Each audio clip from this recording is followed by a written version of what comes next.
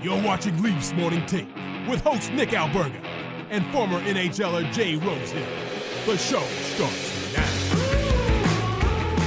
Robert Smith in the YouTube chat. Sad day. I think we woke up today with our suspicions confirmed this team is not the team. Just another day in Leafs Nation presented by Bet365. This is another edition of Leafs Morning Take, the Friday edition. Nick Alberga and Carter Hutton in for Jay Rosehill. What's going on, Huts?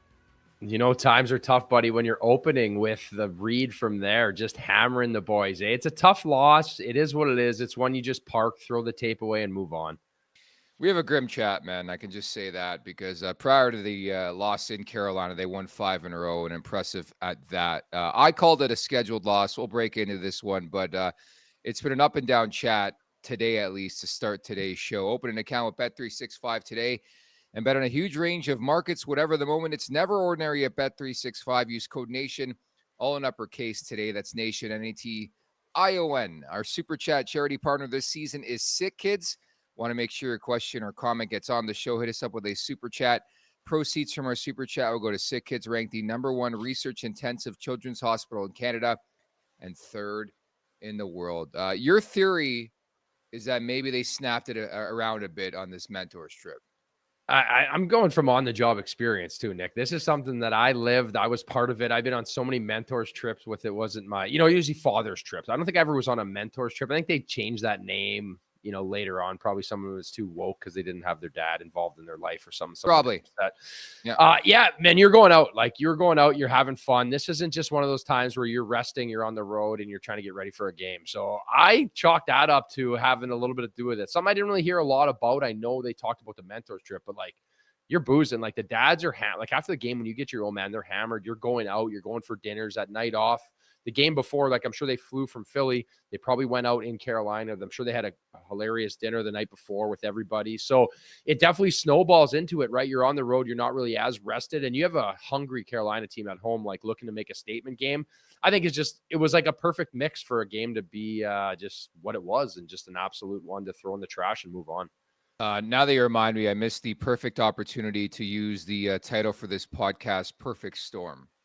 Maybe it was a perfect storm in this game, right? Because you think about it, even the reunion with Joe Thornton and Brent Burns in the building for Carolina, like, these guys snapped it around. I know Burns is a hurricane, but even the way they started in Philadelphia, getting 2 shots on goal on Tuesday night, then like, it was weird because it was the reverse in this game where it was an awesome start. And then just like, I don't want to say they mailed it in. I think Carolina's a tough opponent, but it was a different game in the final 50 minutes.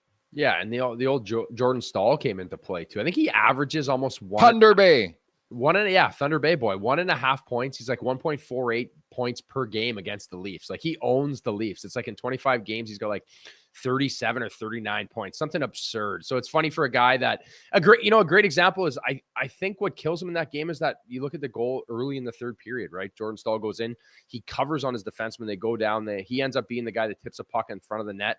And again, there's lots of storylines in this game. Joseph Wall wasn't great. The Big Dogs had an off night, and just one of those ones. Again, I just think you park it, man. There's so many good things about this team. They're going to have games like this. It's like, how do they bounce back now, right? Now, this is where it gets tricky, in my opinion, with Joseph Wall and Stolarz out, how you manage this platoon moving forward. Jordan Staal, 4 career hat tricks, 2 against the Toronto Maple Leafs, man. That just needs to tell you. We just talked about this on yesterday's show with Tim Brent. For some reason, guys play the Maple Leafs, they turn into Wayne Gretzky. And you can say the same about Jordan Staal, who's not really known for his offensive acumen. It was, it's one of those ones where I think you just get up for those games too, right? You're trying to win a divisional battle. And Jordan Staal is a guy that just plays the game the right way, right? He is an absolute specimen. He is a freak. We called him Gronk when we were kids because he was just way stronger than everybody from like about 16 years old on. He is just a machine. Actually, when he's holding the hockey stick, it looks like he has a toothpick. But it's one of those games where they find a way to do it. You watch Carolina, it's really hard to separate players out there, in my opinion. I think you look at Aho, you look at Svechnikov, like their skill. And other than that, they all just play the game the right way. And I think that is just Rod the Bod drilling into them. This is how you're going to play. This is how it needs to be. And I think it is a team that's well coached. And that's where I think every year you seem to be consistent, right? Every year you know what you're getting with them. But again, like, come playoff time, man, they don't have the superstars to push them over the top. So this is a team that I think first, second round max. And again, they just leave you wanting more. Well, it's funny with Carolina, not to get too entrenched in the conversation because we're going to have it here on the podcast, but the Hurricanes sort of the same issues as the Maple Leafs, believe it or not, in the Stanley Cup playoffs. They just seem to get a bit further and win playoff rounds sometimes, but they can't score, and they can't score on the power play, and they can't, the goaltending is a different story. I think Toronto's goaltending has been okay in recent memory, but the Canes can't get a save, and they got a guy who Toronto knows very well who's allergic to the crease, and Freddie Anderson. Like, he's not playing right now. And watching Kochetkov last night, man, like, I did not expect a game like that where I consider two of the best defensive teams in hockey getting together and every shot was going in. It was a rough night for Joseph Woll. I'm not going to pile on him. I didn't think Kochetkov was very good in the early going, although very loose defensively were the Carolina Hurricanes. Now, KPG, by the way, sends a super chat in support of Sick Kids. Appreciate that. Math question. 44 plus 23 plus 34 plus 16 equals minus 20. How much do you care about plus minus, Huts? No, I don't care. I don't know. I feel like maybe it's a little more outrageous if you like see a line where it's like there's only like one guy on the team that is crazy minus versus other guys. But it's a stat that I think is kind of ancient in that sense. And again, these are the guys that win you hockey games all the time. They had a tough night. And again, I think I circle back to that plus minus. And I'm sure Joseph Woll would be the first one to be like, if I make a couple simple saves here, those minuses disappear, right? In my opinion. So you're such like, it's cause and effect, right? So yeah. I think there's a habit of he gives up a few bad goals. Someone's going to eat that minus, and that's where the players do. I believe it was Rosie on yesterday's show brought up the name Brett Lebda, where years ago, I think Toronto won like 9-3 and he was a -3. Like, imagine being that sole guy who wasn't a plus player in that game. That was Brett Lebda a couple years ago. So naturally, I think I got to get him on this show, right? Yeah, I played with him, actually. I played with him in Rockford. It was at the end of his career when I was in Chicago's farm team. He was with He was a great guy. He was a good player in the American League. I think he was one of those guys that was still on a one-way deal, and nobody wanted him in the NHL, so he was still making his money. And I actually saw a tweet. It was like National Brett Lebda Day or something like that, and it was -3. And I didn't know that, so I got a good chuckle seeing that. That's a tough one to eat. Now you want to talk about plus minus. Winning a game 9-3 and you're -3, that one's going to sting. That's a tough one, and I would lose sleep at night if I were Brett Lebda for that game specifically. Hit that like button, hit that subscribe button. Now, Huts, the real reason why I asked you to co-host this show today was I have a big beer league conundrum, and the boys know I was going to bring this up with you on the podcast today. But here's what's going on. It's the first ever Ask Hutton, because I had to defer to you, who played in the NHL, played as a goalie in general growing up, but also specifically in the National Hockey League. So we have this goalie who will not take shots in warmies prior to the game. And he asked me before throwing this at you to preface and break down and dissect everything. Give all the details. He said, "Oh, Dougie, I will give all the details." He plays 5 to 7 times a week. Initially, we got him as like a rent-a-goalie. We couldn't find a goalie, so we signed him long-term after seeing him for a couple starts. But the thing is here, Huts, is the analytics don't check out. I'm sorry to break it to you, Dougie. I know you're watching right now. I know you're going to watch us recording as well. The analytics aren't in his favor, where every game he doesn't take warmies and won't take shots. And the numbers suggest that the first shot on goal usually goes in. Like, I think his first shot save percentage might be around like 300, which is just not good, whether it's the NHL, the Coast League, or Beer League for that matter. And by the way, the reasoning why he doesn't take shots, well, he takes them in the helmet sometimes. And you know guys in warmies in Beer League, like, they just want to go roof daddy. And I get it. But I think the only argument to bring to the table from the team's perspective is A, you're our goalie. B, we got to get warm. And C, he actually took shots. I made him take shots a month ago, took shots, and we won that hockey game, and he made the first stop of the game. So what's your reaction to that, Huts? It's tough. So the quick question I have for you is why doesn't he take shots? Because he plays so often? Is that his theory? And he doesn't. No, that's not the answer. He doesn't want to get hit in the head. I guess one too many headshots in warmies. So I don't know. That's a bailout for me. I think maybe that's something you voice to the team. Be like, hey boys, just show some respect to me while I'm doing there. But I also think, like, just stand on your feet. Just stand there. You don't need to go down.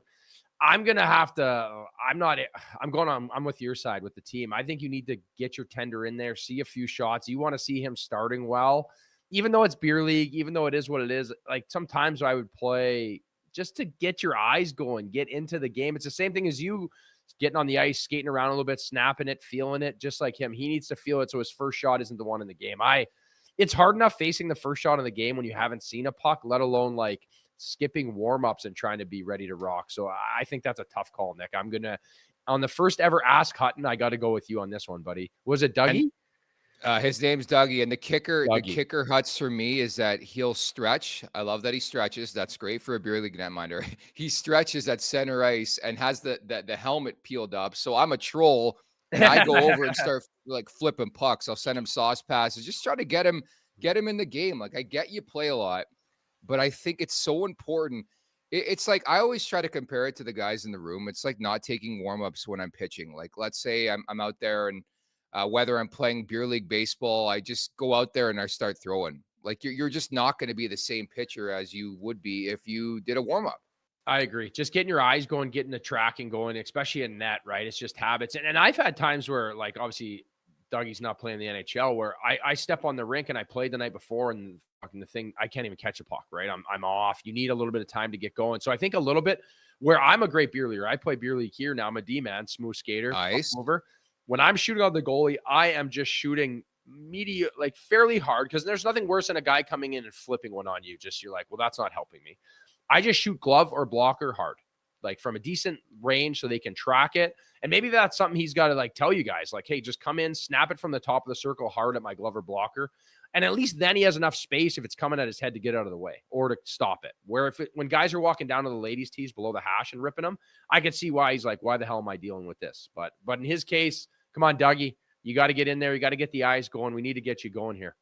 There you go. I mean, ruling right there. But I think the other thing I'd bring to the table, we did Warmies a month ago. He took shots and he said, you know what, that's not that bad. But then last game he rolls out. I was like, why didn't you take shots? He's like, I was fatigued. I mean, with all due respect, I love that this guy plays a lot. It means he's crisp. He's ready for Sunday afternoons. But like, it is not our concern how many teams he's playing on, right? I think this is grounds for expulsion, man. If he doesn't take shots, then I think we put him on waivers. Well, especially when you're seeing pucks going early. And I think if he's fatigued, right, then just stand on your feet. You're already out there. It's not really fatiguing just tracking a puck in and getting your eyes going. You should have seen me when I played. I look like Connor Hellebuck, with the weird, like, all this. I had so many eye things that I used to do as I got older in my career. And man, and then you'd notice it though. Like, truthfully, Dougie, this is on the job experience. I would do that stuff and then I would get on the rink and I'd be ready to rock. Like, I felt so much sharper than when I was just rushed in or thrown into off the bench. There you go. Dougie's taking warm-ups on Sunday, and we're going to win that hockey game. I'm putting it out there right into the universe now, so I appreciate that. The first ever Ask Huts. Meantime, we're going to Music City, a former team that you played for in the National Hockey League. Thursday, March 20th to Sunday, March 23rd, 2025. First time ever TLN Nation vacation from live podcast, winery tours, taking in the Toronto-Nashville game, Bridgestone Arena. This is going to be an unbelievable rip. Maybe tell us a bit more about Love and Exile Winery Bar, where we're going to do our podcasting and just hang out for quite a bit of the trip here. Yeah, it's going to be awesome. So it was kind of a little project on the side while I was playing. Got into real estate. I've been into real estate since I was pretty young here in Thunder Bay. And then when I was in Nashville, I'm like, this place is booming. My partner and owner, Tyler Elkins, who pretty much runs a joint, he's boots on the ground. He had this idea for a winery. Ty was very successful in business. He loved wine. He wanted to bring something to Nashville that we could love and grow. And I got in on the real estate side as well. So we bought a building and we put our location in there, and our brand is called Love and Exile. And the name comes from Tyler was at a point in his life where if he didn't find a wife or a girl or some way to get a green card, he was going to get exiled from the country. So that's like the backstory on the name Love and Exile. And then from there, we just bottle and brand. So we buy in bulk from all different places across the United States. We have stuff from Chile. We have stuff from everywhere. We bring it into Nashville. We bottle and brand it there. All the names are original. Everything is based Nashville based. And then from there, we distribute, right? It's different than like the LCBO in Ontario where there's one distributor, where here you can go to every mom and pop shop, restaurant, bar, sell our stuff. So it's a really cool event center. We've had a lot of fun there. It's really grown. It's going to be really cool. This is a great time for me, I think, to share it with you guys and get people involved and get to see it. And from our perspective, the business has been great. The real estate's been great. Other than that, though, it's cool to be a part of, right? It's something that we can grow into, and it's definitely done that. The one thing missing in the place, by the way, was any Carter Hutton memorabilia, by the way. I walk in there, I don't see like a signed Arizona We don't need Coyotes that. We don't jersey. need that. We don't No. need that. We don't. You know what? There's a signed crushed can on the wall, right? And we're gonna get you on that shotgun wall when you're there too. I don't know if you did that when you were there, but I we have a did it. shot- No. We're gonna No. shotgun one, and we're gonna get Nikki up there on the wall. You get to sign it and put your name on it after you shotgun a can of rosé. And like I said before, the only guy I've ever seen shotgun cab is Zach Bogosian, that big freak. He's been scoring lately too. He's got 2 goals in the last 2 games. Speaking of Bogosian, We got to get Bogo on this podcast, but it reminds me of Underground for anybody who went there in Toronto. I think they had a thing back in the day that they can't do in 2025, but essentially, if you went to that place, there was a shit ton of bras on the roof. yeah. And then you look at the wall and there's pictures of the boobs under the bras. And I think it was one of those deals where you show us and your bra goes to the sky. So That's I don't know if awesome. it was a fair comparison, but I always Yeah. remember that place. RIP. Pandemic took it.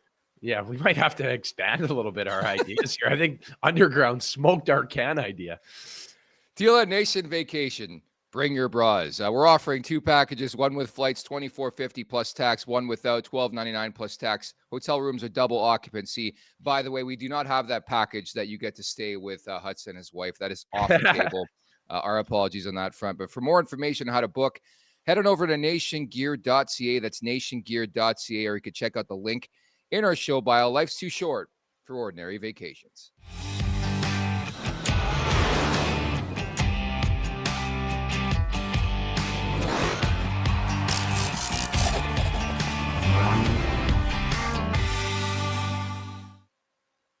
That is incredible. Donnie Does This has just brought up Zubar, which was in Oakville. I don't know if you remember this spot. I know producer Vic, guaranteed producer Vic. He's grimy. He went to that place, man. That place was off the QEW, man. It was kind of sad. This kid from my high school ended up passing away. He went to Zubar at like 20 and tried to run across the highway. They didn't have a barrier set up. You have a club beside a highway, ran across the highway, got hit, man. Oh, geez. Yeah, that's tough location. That place never recovered after that, and rightfully so. Just stupid. Yeah, I can't say I've ever been there, but I've been to so many different bars and different hole-in-the-wall spots, you know, where it's like signing the $1 bill or like having something on the wall. I think it's unique, and that's kind of, we had like this dead space where we did it, and it's been cool. Honestly, I haven't been there now in a couple years. I didn't go last year. It's just been tough. So I'm really excited to get down to Nashville and have some fun. By the way, producer Vic confirms he never went there. So my mistake on that front. Nevertheless, very special presentation coming up tomorrow. I have to do a show on a Saturday. This should be fun. I'm getting pinned tonight. But we're doing a Leafs Morning Take Canucks conversation crossover. Me and David Quadrelli, a.k.a. Quads from Canucks Army. So look for that around 1 Eastern time coming out. We're going to unveil that tomorrow. Just a breakdown, a preview of the game, Leafs and Canucks. We got Stephen Brunt coming up in about 10 minutes or so. He's going to tee up episode 2 of Up Close, is a 6-part limited series. So looking forward to that. At the Leafs Nation 401 on YouTube, hit that subscribe button, hit that like button. Leafs Morning Take, wherever you find your podcast, make sure to leave us a 5-star review. And also don't forget to visit the LeafsNation.com. So a 6-3 loss here to the Carolina Hurricanes. The mentor strip Huts 1-1, 5-game win streak over, the 5-game road winning streak also concluding their first loss since December 28th. But we talked about it. I mean, guys just elevate their game, and it was just like a really, really weird start where the Maple Leafs were all over the Canes, up 2-0 in the first 7.5 minutes. Willie Nylander had a 2-on-1 chance and 2 breakaways. He ends the slump, and then after that, it's like they stopped skating, or was it Carolina who picked up their play? I think it was Carolina. I think they just were relentless, right? And I think this is a great example of how important Jake McCabe is, right? That's a big thing for me that I notice is like the lack of Jake McCabe, where I think he snuffs out a lot of those plays and where he's at. And again, you have a night where your top line isn't really your top line. Yes, Austin Matthews scores a beauty, and there's lots to go off of. But again, I hate circling back to it because I've been that guy. And I guess maybe this is the critical side of what I do now, being in the media, is like Joseph Wall just wasn't that great. And I think that's okay. It happens, right? Every goalie has that. But now let's watch him move forward. Because I think in the last 5 games or whatever number, his numbers have been outrageous, and he's been a difference maker every single night. So he was due for a little bit one of these games. I think everybody was. So just throughout the lineup, it's one of those ones. Obviously, Robertson scores, and everyone's going to think that it was great. But I still don't like how he is away from the puck. If the puck's not on his stick, that was a hell of a shot. It was a great goal. I still think he is a guy that is not going to help you out come playoff time. And again, the McCabe thing's the big one for me. I think it really just shows you that lack of depth. I think it keeps everybody slotted better when McCabe's in there, the minutes he eats up. And then you have Tanev playing with Riley, who I think Riley hasn't played well as of late either. I think he is just out to lunch when it comes to it. Yeah. Right? And maybe is that because of the fact of what Craig Berube's asked him? I don't know what your take is on Riley. Yeah, I haven't been crazy about his game. Like, he's not really a defensive-minded player, and if he's not producing offensively, then what are you at 7.5 sheets per season? I've been the biggest backer, and I've been upfront in saying this, of Morgan Raleigh. Love what he's done off the ice, and for the most part on the ice. He had that crazy stretch a couple years ago. I think post-signing that contract and that playoff run, I thought he was great, especially against Tampa, but it's night and day. Like, he's not producing. He's not really getting anything going offensively, and he's just not good enough defensively to get away with that. Like, he's just not making a difference. And Huts, I don't know if you agree. If you're making $7.5 million a year, and I know the cap has been going up significantly the last couple of years and will continue to do so, you're just not extracting much value from that contract right now. I think that's why people are starting to get at Morgan Raleigh a bit here. Yeah, I had that conversation yesterday on DFO. I was talking about Swayman being at 8.25, and I used a reference that was brought up to me when I played in Nashville. And Pekka Rinne made $7 million a year. I made $550,000, right? And the goalie coach came to me and said, this is the NHL. And when players make $7 million or $8 million, you have to be a difference maker every night. And I feel like sometimes we forget that. We forget the fact on this team that there are guys slotted like Connor Timmins. Like, everyone's quick to shit on Connor Timmins or Philip Myers when they have an off night. But these are guys that are making low end money that aren't supposed to be stars every night. Yes, everyone needs to contribute. Yes, everyone needs to play a role. But like, if you're making $7 million, $8 million a year, you have to be a difference maker every night. That's why they pay you the big money. And I think it's been a stretch of games where we can say now, this isn't just a one-off, right? This is a game where it's like, there's the human factor, right? Yes, you might go for a game where you're off and it doesn't go well, but consistently not being a difference maker or helping out or earning your money, I think is when you really start to get in trouble. Yeah, and I think if it goes into the playoffs and he doesn't play the same way, then I think you have a serious dilemma on your hands where it's like, maybe it's not the right fit anymore. Maybe it's time for a change of scenery. I don't think I'm at that level just yet. I want to see how Morgan Riley performs in the Stanley Cup playoffs, because who knows, maybe he gets to the playoffs, he goes in a crazy heater and we sort of forget about the regular season. I mean, it's happened before with a variety of players, but he's just not really playing with confidence. He doesn't shoot the puck.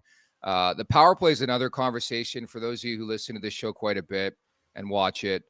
I'm just so finished. Like, I don't really have much to add about the power play, but they brought back the 5-forward set last night, promptly got scored on. It's just the same bullshit game after game after game. I know they scored a goal right after, so they rectified their errors. But when you're throwing 5 forwards out there, it means you just have no answers. I don't think Mark Savard has an answer anymore. No, it doesn't feel like it, right? And it's kind of getting to the point where, like, again, I think you make a good point. It just is what it is at this point. You're like, until you show me something, I'm going to stop caring about it. Yeah. I guess the simplicity of it is, like, for me, I always just thought like a simpler, like, put Marner up top and 2 guys on the flank that can absolutely pound it, like, and just get pucks to the net, try to create something. Because I feel like what they're doing now doesn't seem to be working. And now the 5-forward set just seems like reeks desperation. It just, to me, like I feel like there's no pre-scout. Like, it feels that way, at least. Like, for example, I brought this up against Philadelphia. You would know this. You're a goalie. Ivan Fedotov has been one of the worst goalies in the league this year, not only eye test, but stats-wise. And they let him off the hook. Like, I talked about that game, had 2 power plays in the first period, not 1 shot on goal. Like, maybe sometimes just simplify the game instead of trying to go in between your legs. Like, is that easier said than done because these guys have so much skill? But, like, they can't even enter a zone. It's scary to me. Yeah, I think there's a chance where you need to know who you're playing against, right? And like, it's different if you're playing against a guy like Connor Hellebuck. Yes, we got to be a little more selective, or he's just going to eat up every puck, or, you know, like a very hot goalie who's seeing it, you can tell. But Fedotov has been like chasing the game nonstop. And again, back to 100%. And you know what it comes off of? It comes off of first chances, rebounds, just pucks to the cage. And that's how you create your offense, because then chaos ensues, especially when your goalie's all over the map. D-men are trying to do more to cover up. And I think at times simpler is easier to get to where you need to go. And then when it breaks down that first layer off of rebounds, off of plays, you get them out of structure. And that's when your skill really comes into play. So I think it's been very disappointing so far. And again, not surprising against Carolina, the way they defend. But again, I think that at some point this needs to be addressed and moves forward. All I'll add is you have to be proactive. Like, we can get to the springtime, you get to the playoffs, and this is the reason why the Leafs lose and don't move on into round 2 at least. Like, you have to be proactive. And with that in mind, I put an article the other day on the LeafsNation.com. Bruce Boudreau, I don't know if you saw the latest with the Bar Down guys, and I'm buddies with Jesse Pollock and some of them, but like he's doing like gags, like coaching like beer league hockey. Like, that's where we're at with Bruce Boudreau, who's 69. I think he could still bring something to the game. Like, how many random advisor jobs are given on a daily basis where you're like, what the hell is that guy going to do? Like, what's his day-to-day operation? I think it makes way too much sense to bring in a guy like Bruce Boudreau, who, number one, was a Maple Leaf, drafted by the Maple Leafs, wants to win a cup with the Maple Leafs, has wanted to work for this team for so many years in return of the organization. Just bring him in as an advisor, try to solve that power play. What's the worst thing that can happen in bringing in a veteran voice, a guy, by the way, known for his offensive upside and his power play? Yeah, I don't think there's any risk, especially the amount of people that the Leafs employ, like especially going through it myself. Oh, half the people, I don't even know what they do. I remember being at practice there, and you're like, you feel like you're a cattle. You're just getting poked and prodded by 8 different people. You don't even know what's going on. I remember when I skated the first couple times during the playoffs there before with the Black Aces and younger guys, I felt bad for these young kids because it was like a skating coach and the stick handling coach and then like a life coach and then a physiotherapist. Like, every time they took a stride after every single rep, someone's talking to you, breaking your game down. Like, it's a bit overwhelming sometimes. And now it's like you have this unlimited resources outside of the cap. Like, what is one more guy just to have in an office? I always thought St. Louis did a really good job of that when I was there. Doug Armstrong wasn't shy to bring guys in that were out of work and just have them there as like another sounding board, right? And at the end of the day, that's going to make your team better. And another example, Ken Hitchcock works for the Blues, right? He's not around the players. He doesn't need to be around the players. He just can be a guy that's like a resource to Savard, to Berube, to guys that have been through it and seen different and see the game sometimes from a different light. So for what it's worth, I don't think there's any harm in trying that, but Bruce is good for TV. That's for sure. Donnie does dishes. How many cups does Bruce have? Well, he's got a Jack Adams. And all I know in the last, since 2007, when he started coaching in the NHL, he's routinely had a power play that's over 21%, we'll say. I think he left Vancouver around 23, 24%, but they were much better than they were under Travis Green on the power play. He has boosted every power play initially. And I think it doesn't hurt to bring in somebody with that expertise. And again, I said this the other day, not to get too much into a conversation about the power play, because I just said I wouldn't talk about it. But it's not a Mark Savard issue. Like, you got to remember that there's been so many other guys who have come in and try to run this power play, and it's the same shit where 1 second they're going top shelf and they're scoring a beauty, and then they go in a stretch where they can't find a zone entry. So I think this is a bigger issue than the current guy who's running the power play. I don't know if you disagree or agree. No, I agree. And I think to just be like, well, how many cups he won is irrelevant. I think you don't win a cup until it happens, right? You just need little pieces. There's so many cogs in it. We're not saying Bruce Boudreau is going to come in and reface the Maple Leafs. I think Craig Berube's done a really good job of that, but he can be specific in that power play or just be another resource to have to try to see, as Savard, I'm sure Savard's beating his head against the wall, trying to figure out what he's going to do.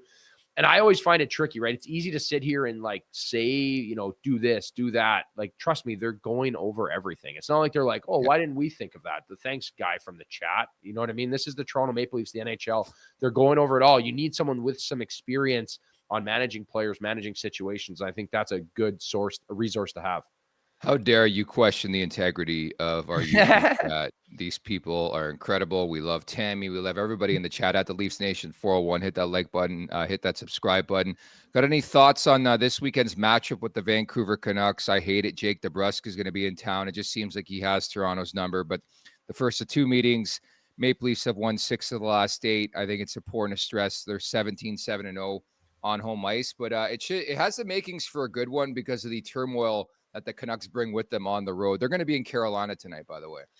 Yeah, I think it's good. The only thing for me, I guess, maybe now looking from the outside is I was surprised they didn't go with Hill to be in Carolina.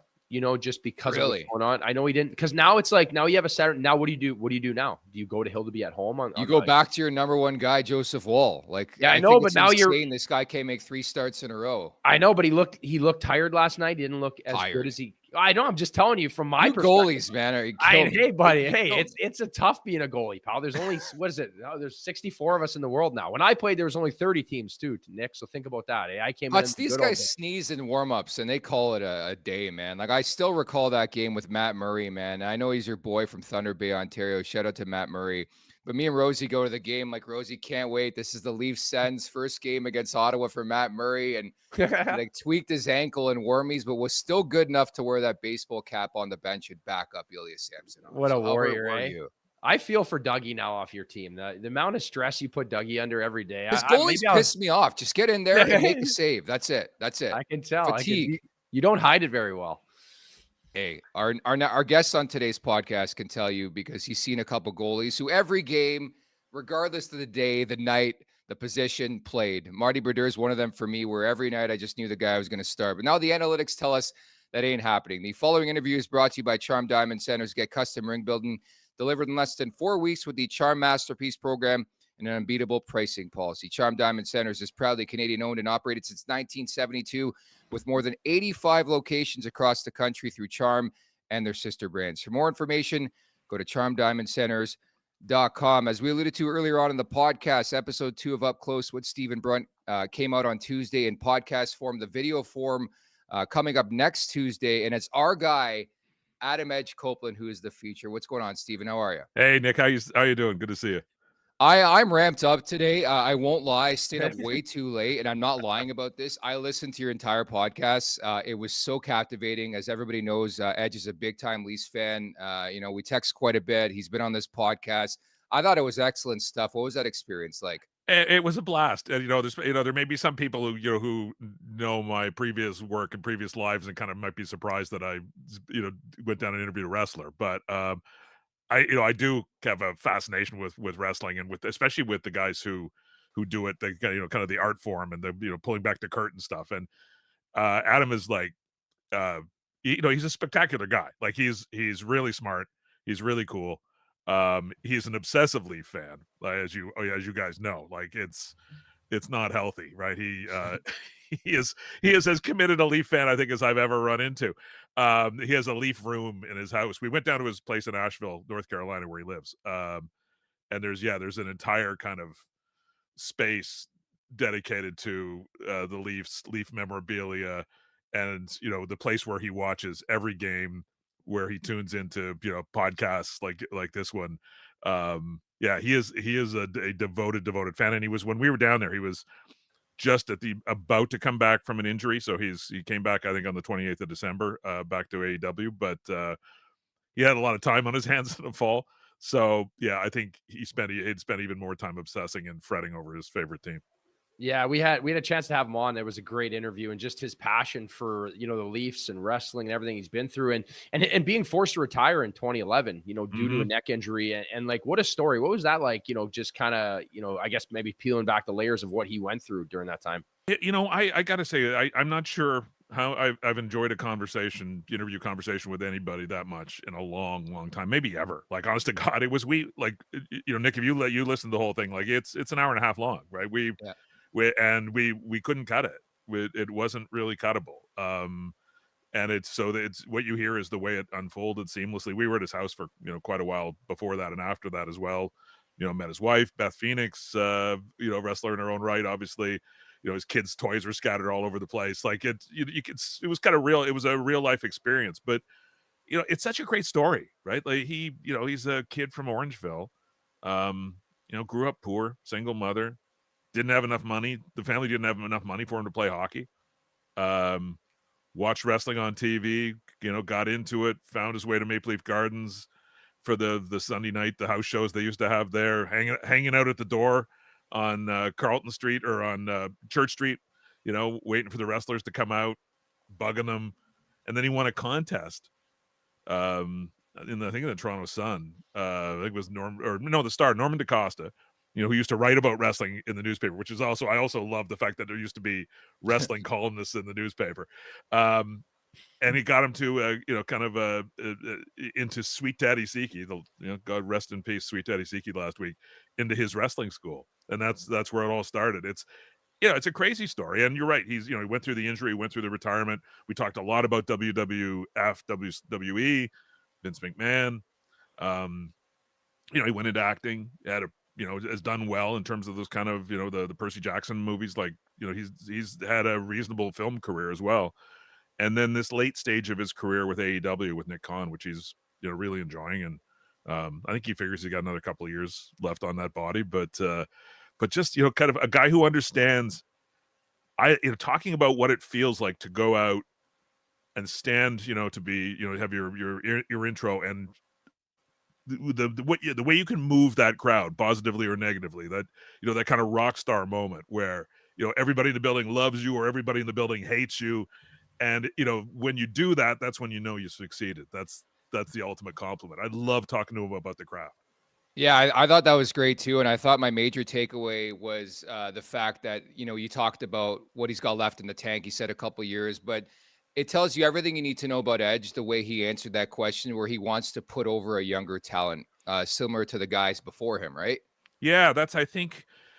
Look, I think in his head, he knows the script for the next 2 years. He knows how it's going to, or how he wants it to play out. And I think one of the things with him in AEW is they have a lot of creative control. So he can dictate that to some extent. And, he and Beth, I think, are working through kind of what the scenarios are going to be over the next 2 years. But the end of it, the climax is going to be that he is going to put, somebody over. That's going to be the last match will be him losing to somebody, and and elevating that guy in the great wrestling tradition. So yeah, it was again very cool having that conversation about all that stuff, and kind of again seeing the workings behind the scenes. And Steven, I think the cherry on top to this story, this amazing story, and you guys talked about it. It could be a movie. It's so good, but he did it with his best friend, right? Isn't that wild? Like think of Orangeville. When he grew up in Orangeville, there were 10,000 people there, maybe. Like still not that big a place, but something like that. And yeah, he ends up with Christian, his best buddy. They're frenemies at first, right? They don't hit it off necessarily when he first meets him in school, but they bond through their love of wrestling. And again, anybody who's a wrestling person knows that Edge and Christian and kind of that tag team partnership, and what happened and how they kind of went through the ranks together. Like the odds of that happening for two kids from Orangeville, again, kind of finding their way down to Maple Leaf Gardens, hanging out at the side door together. Like it's a crazy story. It's a great story.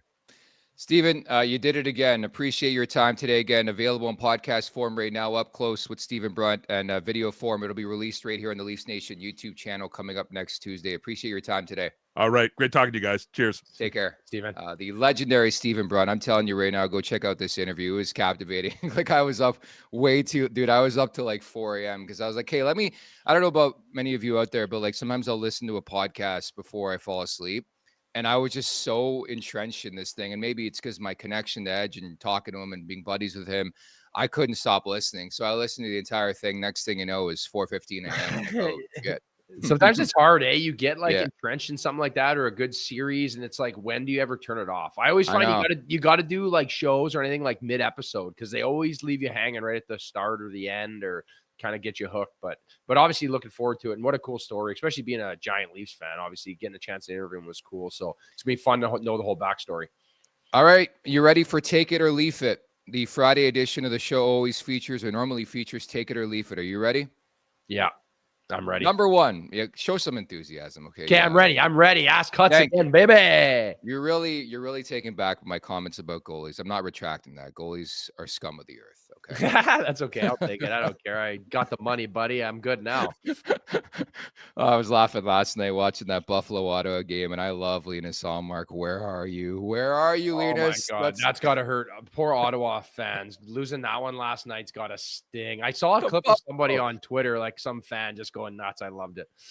Oh yeah, because goalies, man, they're just so unreliable. You pay them $8 million a year, they show up 20 times a year. It's insane, but I digress. All right, number one, the Leafs power play will cost them a playoff game. Take it or leaf it, Huts. Take it. I think right now that's an easy one for me. I think it's take it, Nick. Yeah, it's a simple one for me. By the way, I do construct these take it or leave it in conjunction with producer Vic. He does a great job with these, but this is an easy take it. I've just seen enough from this power play in the last decade where it's like for sure, this is going to happen. They're going to have a big power play in the playoffs. They're not going to score, and it's going to eat them. 100%. I think we've seen it year after year too. And then again, I think to add to that take it is just the way it's gone so far, right? It doesn't seem like they've been able to make adjustments or move on from it. So again, this is a big take it for me. Worm Castings, Jesus is about as real as wrestling. Saying Jesus is about as real as wrestling. Okay, well, I don't appreciate that. Wrestling is a big thing in my life, so screw you. Anyways, number 2, Nyes, Matthews, Marner, who, by the way, were combined minus 17. Didn't get that in earlier on. Will be intact for game 1 of the playoffs as a trio. Take it or leave it. Ooh, that's a good question. Just because I think so much can change in the near future. I'm going to say take it, Nick. I think they get to this rhythm where they can play. I just think it's a good fit right now and something that they can grow into and build some more chemistry. So I'm going to go with take it. But I think at some points we're going to see a little bit of mix because there's still half a hockey season to go. But come game 1 of the playoffs, I like this line. I'm gonna take it as well. I think they're gonna be intact. I like the look. I think, I was bringing up to you guys before the show. Everybody forgets what they did on Saturday against the mighty rival Boston Bruins. They're gonna have these type of games. I don't subscribe to plus minus, anyways. So that's my feel on that. JC, by the way, writes in, like and subscribe at the Leafs Nation 401. Nick, if goalies are unreliable, what explains your bipolar take on Marner? He's out. He's great. Sign him. I don't have a bipolar take on Marner. I've been consistent in saying he's an excellent player. Would I sign him right now? No, I would not. Wait till after the season. So what's bipolar about that, Huts? Tell me. I'm not sure. You seem so angry. He can get 6 points tonight. He can get 160 points this year. I'm waiting till after the season. I'm sorry. Yeah, someone's going to pay him. He's a good player, but he needs to get something done in the playoffs. We all know it. I feel like everything is part of this process, right? In the season, we analyze it. But again, there's just that big black cloud of playoffs that's looming over this team. I just added this take it or leave it. Who gets more money in their next contract? Mikko Rantanen or Mitch Marner? Oh, wow. That's not even a take it or leave it, but who's getting more? Mitch Marner. I think Mitch Marner's going to get. You think Marner's getting more than Rantanen, eh? I think so because he's drank that. I don't know. I think I'm going to take Mitch Marner. I think he is just like so. Who's the better player? I like, again, it depends. Who's won the cup? About. Yes. But he's also. Who has 8 more goals? I know, I understand, but you can't take goals. You got to think this guy does everything on the rink for a team too. Maybe I'm a bit biased because I watch him the most, but who's done it in the playoffs? I know, yeah, but McKinnon, you can't just say it's him, right? I think there's a mix, so I don't know. Okay. Time will tell, though. I guess this summer we can have this conversation. If this is a polarizing convo. I'm just saying, if Mikko Rantanen was a Leaf right now, this would be a bigger story. This guy's an absolute stallion. He's half a year away from hitting July 1. The final one, the Leafs will finish first in the Eastern Conference. Take it or leave it. Ooh, take it or leave it. I'm going to leave it. I just think Florida gets going here and they're too close. I really hope they do finish first. I think they can. I just worry about the lack of goaltending right now with the fact that Stolarz is out. And I don't think Hildeby is a guy that's, I get a little bit worried about that with some injuries and just the way that Florida can start to pile on wins when they get healthy and going. I'll go with I'll go with Leaf it too. This is Eastern Conference, by the way. I don't know if I said Atlantic. Maybe I didn't. But I something about Washington, man. They just win and win and win. And I could easily see the Capitals, who have won the President's Trophy, but have won the conference before, just squeak in there out of nowhere and win the conference. And I don't think that should be sort of a barometer for the Maple Leafs. I just want them playing consistent hockey. So I'm going to say no, it doesn't happen. But I do think the Leafs are going to win this division. I had that feeling. Yeah, I think they have potential to, for sure. And I think it would be important to this year, especially with the way things are. And again, with Washington, this is one of those teams that, like, I think everyone's full of shit if they've been saying they saw this coming from Washington. No. I thought they would be good, like a little bit better, maybe not even, but what they're doing is impressive. And even how good Hershey's been the last few years, right, in the American League. So it's unbelievable. And like Vic just said, Logan Thompson, biggest team in Canada now. I agree with you. Dude, lefty goalies can't win. I'm sorry. But you need a guy that's hot, though. We're talking about, like, you add Sam Montembeault. Like, that is an insane move, in my opinion, especially, like, I get naming Swayman to Team USA because the fact of the matter is the third goalie doesn't even matter because Connor Hellebuyck's going to play. If Connor Hellebuyck's not going, Jake Otten's going to play. So the third guy could have been Dougie, for goddamn sake. Doesn't matter. I wouldn't right? put Dougie in there. No. But Canada, you need 3 guys because you don't know who your guy's going to be, and you need someone that's hot. I don't care which way he catches, man. He's getting it done right now. Hey, Donnie does issues. Another great response. Grant Fuhr won, like 40 years ago. Can you answer? I think I've asked you this before. Who's the last lefty goalie to win a Stanley Cup in the NHL? Clue, he's a former Maple Leaf. Ooh. To win a Stanley Cup last lefty. I don't even know. I'm trying to think of lefties. Played for Pittsburgh. Played for Pittsburgh. Who's on Pittsburgh? Barrasso? Yes. Barrasso. Tom Barrasso. Boom. Got it. Your boy Tommy Barrasso. But I agree. Happen. I agree. I've never played with a lefty or watched a lefty. It doesn't look comfortable. It never looks like, I don't care how good you are. I played with Vermelka in Arizona. He was real. Yeah. And it just doesn't look, it looks weird the whole time. I don't care. I can watch a normal goalie catch awesome. Like they just look more natural. Lefties, it's weird. I agree, but they get the job done. Unless you play the Maple Leafs, that's the huge story on the broadcast. They're playing a lefty goalie, and they just didn't think about it. And that just tells me about the pre-scout again. If that's the big thing, why they can't score in the game. Every time they play a lefty, same combo. It happened last week when they played the Capitals. But yeah, that's interesting in its own right because both their goalies are lefties in Thompson and Lindgren with the Washington Capitals. It's time for the last call, brought to you by Bet365. Open an account with Bet365 today and bet in a huge range of markets, whatever the moment. It's never ordinary at Bet365. Use code NATION, all in uppercase today. That's NATION, N-A-T-I-O-N. Any bets that you'd like tonight or over the weekend here? I guess over the weekend, I don't know. We can start to look at that Vancouver game. I think that they're going to pound them. I think that is a game, a big statement game. I think the Leafs are going to come out buzzing after the trip. It feels like it's one of those games where you laid an egg and now you get back to your game because I don't think Chiefs are going to let these guys off easy. By the way, where is Thatcher Demko? It's wild. Another guy allergic to the crease. Why are so many goalies in this league just allergic to the crease? I don't know, man. I can't talk, man. I played. You should do a Stephen Brunt video essay on this. Just behind the scenes. Yeah, it has to be video. It can't be right. Man, my grammar's so poor. Brunt's got I want him doing my obituary one day. Hopefully, he probably wouldn't be around when I pass away, knock on wood. But the guy's just so good at illustrating. Like, I think it would be so good if somebody put out an essay like that, though. That would be funny. That would be good. Yeah, it's tough times, obviously, for goalies. And again, we're already at like 90 goalies. What are we at here now? I think someone mentioned that the other day. I think 90 goalies have played so far or something insane. Numbers. Yeah, dude, you talk about a World Junior Summit. We need a goaltending one in the NHL because these guys they're not in there. I don't know where. We're paying them a lot of money, just nowhere to be found. And every year we got pebbles in our knees. Like, I don't know. It's just, I love Stolarz, man. I'm not picking on him. Every team's got these concerns where you have no clue between the morning skate to the actual game if this guy's going to show up and play it. I think it's a league-wide thing or it's a goaltending thing. It's you goalies in general. You goalies. You go canceled for saying that. Yeah. What do you mean? Goalies? What do you mean, you people? I meant you goalies. Yeah, you goalies. Yeah, you might get. All right, Huts. But it is what it is. I know you got to run. Great job today, buddy. I believe we'll talk next Wednesday where there is the potential. We have a sneaky good former goalie guest. So I'll see if I can get that cooking for us. Okay. I like that. Okay. Sounds good, my man. Thanks for having me as always. And look forward to a good game this weekend. Bit of a hint. He is a former Maple Leafs killer who could have played down the road for an organization that Hutz played for.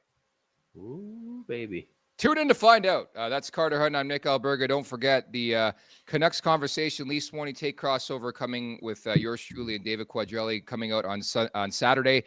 So make sure you check that out. Rosie back in the mix on Monday. Thank you to producer Vic. Thank you to everybody in the chat at the Leafs Nation 401. Hit that like button. Hit that subscribe button. Leafs Morning Take. Wherever you find your podcast, make sure to leave us a 5-star review. And don't forget to visit LeafsNation.com. Many thanks to Stephen Brunt as well for popping on the show. Make sure you check out Up Close episode 2 for Carter Hutton. I'm Nick Alberga. Take care.